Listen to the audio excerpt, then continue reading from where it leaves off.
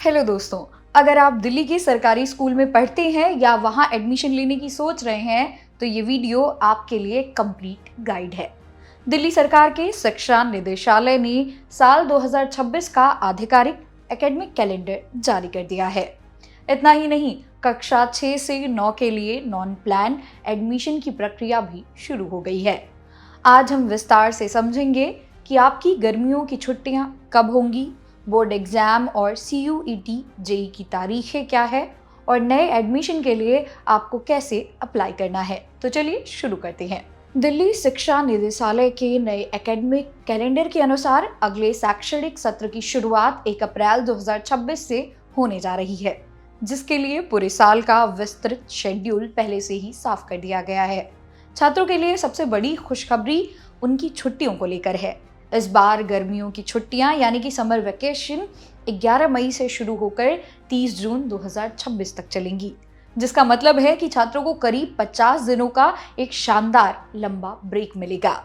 इसके साथ ही कैलेंडर में विंटर ब्रेक का भी प्रावधान रखा गया है, जिसमें 1 जनवरी से 15 जनवरी 2027 के बीच सर्दियों की छुट्टियां प्रस्तावित की गई हैं, ताकि छात्र अपनी पढ़ाई और आराम के बीच सही तालमेल बिठा सके। इस कैलेंडर की सबसे खास बात यह है कि इसमें केवल स्कूल ही नहीं बल्कि बड़ी प्रतियोगी परीक्षाओं के लिए भी समय सीमा तय की गई है। CUET और जेईई की तैयारी के लिए विशेष समय दिया जाएगा। इनके रजिस्ट्रेशन की प्रक्रिया आमतौर पर जनवरी-फरवरी से शुरू हो जाती है। एग्जाम डेट्स की बात करें तो स्कूल लेवल के टर्म एग्जाम और फाइनल एग्जाम की संभावित तारीखें भी घोषित कर दी गई हैं, ताकि छात्र अभी से अपना टाइम टेबल बना सके। अब बात करते हैं उन छात्रों की जो किसी प्राइवेट स्कूल को छोड़कर सरकारी स्कूल का हिस्सा बनना चाहते हैं या फिर दिल्ली से बाहर से आकर यहाँ शिक्षा प्राप्त करना चाहते हैं। आपको बता दें कि इसे ही नॉन प्लान एडमिशन की प्रक्रिया कहा जाता है। खुशी की बात यह है कि कक्षा 6 से 9 के लिए ऑनलाइन रजिस्ट्रेशन विंडो अब आधिकारिक तौर पर खुल चुकी है। इसके लिए आपको शिक्षा निदेशालय की वेबसाइट adudel.nic.in पर जाकर गवर्नमेंट स्कूल एडमिशन्स के लिंक पर क्लिक करना होगा। आवेदन करते समय अपने पास आधार कार्ड, दिल्ली का एड्रेस प्रूफ, जन्म प्रमाण पत्र और पिछली कक्षा की मार्कशीट जैसे जरूरी दस्तावेज तैयार रखें, ताकि रजिस्ट्रेशन की प्रक्रिया बिना किसी रुकावट के पूरी हो सके। एडमिशन के समय अक्सर छात्र कुछ गलतियां कर देते हैं, जिनसे बचना जरूरी है। पहला, नजदीकी स्कूल। फॉर्म भरते समय अपने घर के सबसे पास वाले स्कूल को ही प्राथमिकता दें, क्योंकि दूरी एडमिशन का एक बड़ा आधार होती है।